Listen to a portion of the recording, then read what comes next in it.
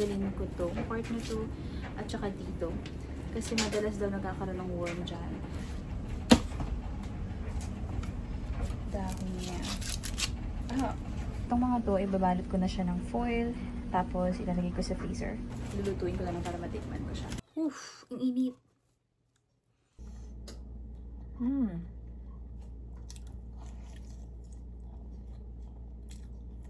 May merienda na ako.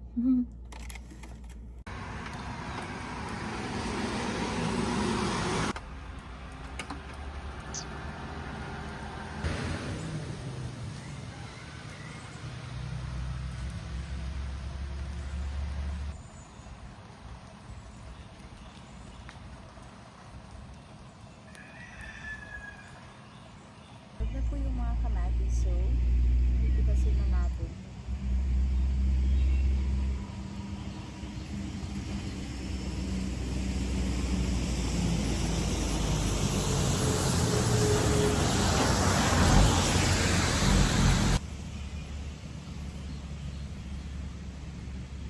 Yung isa, bumuka na siya. Sobrang hinog. Ano lang to, yung parang bonsai na malunggay, yung maliit na malunggay lang. So hindi siya lalaki talaga kagaya sa atin sa Pinas.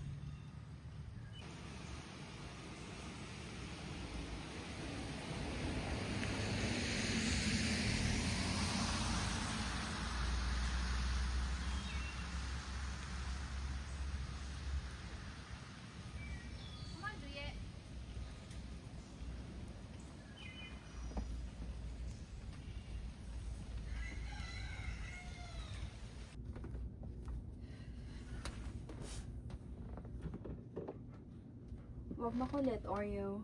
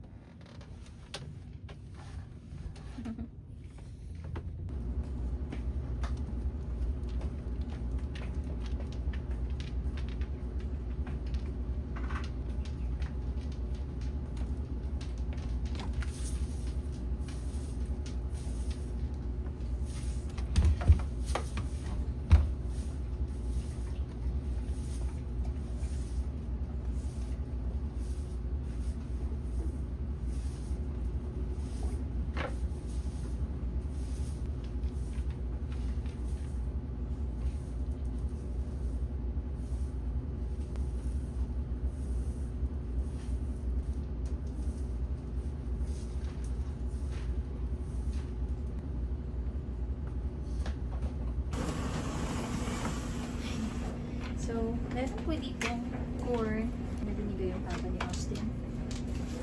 Pinarvest po ito doon malapit kay Daddy. Siyempre, hindi namin siya makakain lahat. Ipi-freeze ko siya. Tatanggalin ko to, part na to, at saka dito. Kasi madalas daw nagkakaroon ng worm dyan. So, tatanggalin ko siya. And then, mas maganda kung may vacuum sealer. Pero dahil wala kami nun, ibabalot ko na lang siya ng foil bago ilagay sa freezer. Are you okay, Juliet? Huh? Okay, we're gonna work on this. Siguro ito lulutuin ko na lang. Kasi nakabukas lang siya eh. Oh. Then, tatanggalin ko yung ibabaw. Tsaka ito. Tatanggalin ko yung unang layer ng ay yung dahon niya.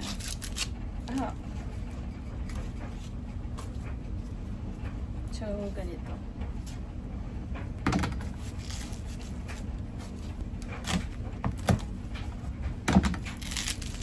Yung iba pala, super liit naman.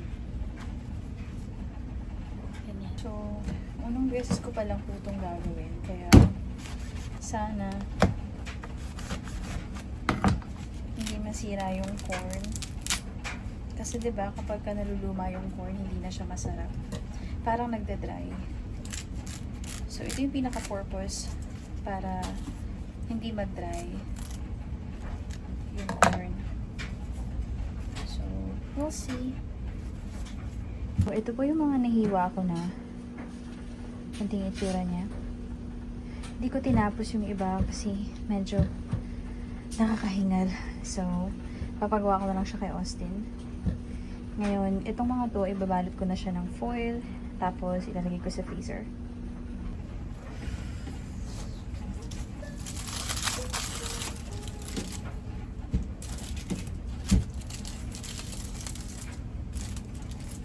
Wala na rin naman ako masyadong foil.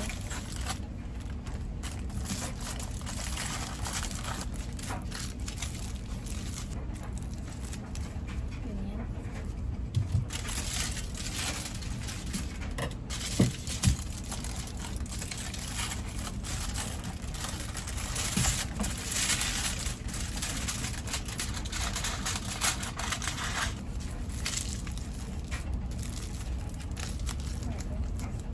Parang embutido lang.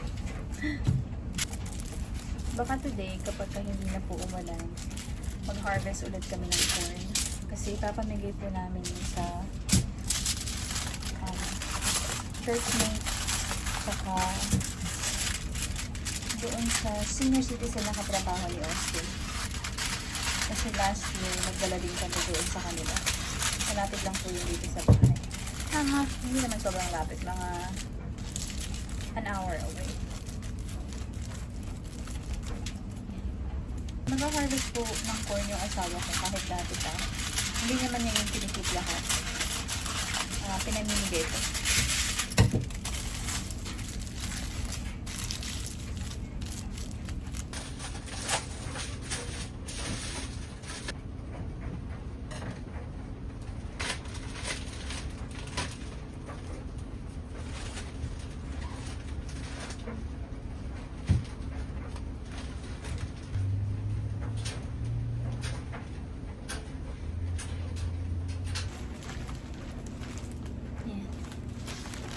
So, mga ano po? 1, 2, 3, 4, 5, 6, 7, 8. Yung dalawa, lulutuin ko lang para matikman ko siya. Yung dough na ginawa ko, yung isa ay para sa sandwich bread. Para may kainin si Austin. And then, binilog ko na po ito. Saka lalagyan ko na lang siya ng filling. So, this is butter, mga butter, konting sugar, and then konting harina. Wala kasi akong brown sugar. So, yun na lang yung ginamit ko.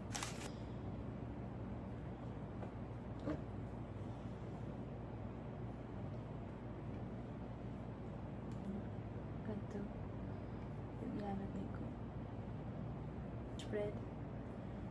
Wala kasing mabibilan dito ng mga ganito. Basta-basta.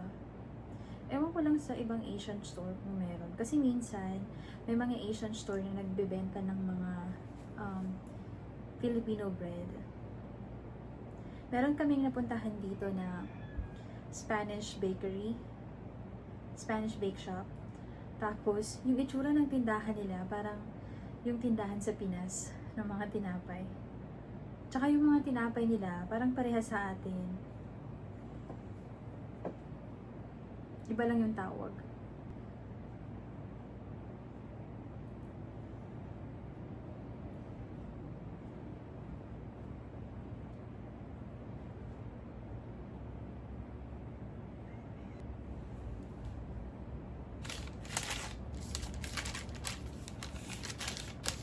Medyo mahirap ilagay yung spread.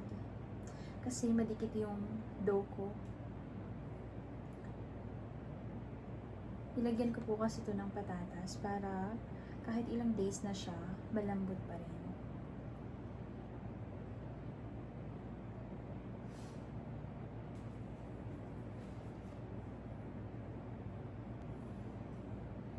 Mamaya aalis na naman siya. Kaya hindi ako nag-worry sa size masyado. Alam niyo po sa Pilipinas, hindi ako nagbe-bake. Kasi, di ba napaka-accessible po ng mga bake shop sa atin. Maglalakad ka lang, makakabili ka na. Dito kasi hindi. Yung mga store dito, kahit 5 minutes away sa bahay, nakasasakyan ka. So, hindi mo siya pwedeng basta-basta lakarin. Kung lalakarin mo, malayo. And walang malapit na bake shop dito sa amin na walking distance. So, matututo ka talagang gumawa ng sarili pag gusto mong kumain.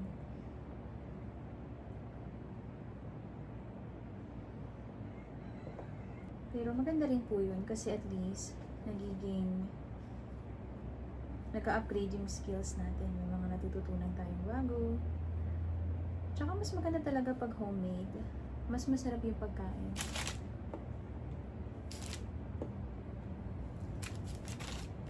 Tsaka at least alam mo kung ano yung nakalagay sa pagkain mo.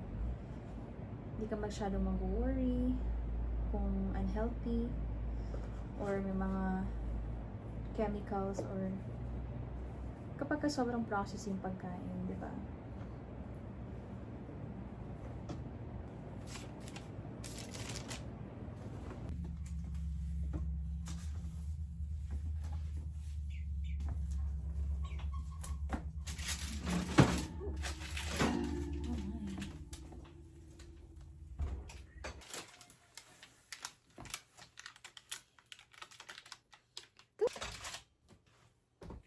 It looks really good.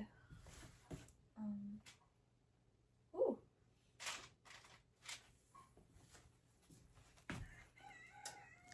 Oof, ang init.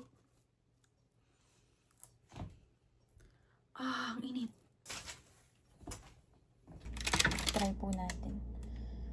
Kaya, siguro itong bilog na lang. Gumawa din po kasi ako ng bilog na shape kasi masyadong maliit yung dough. Magta-try ako ng mahaba.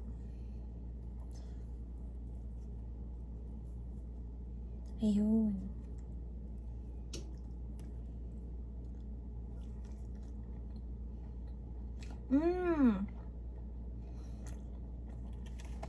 Uy, ang sarap.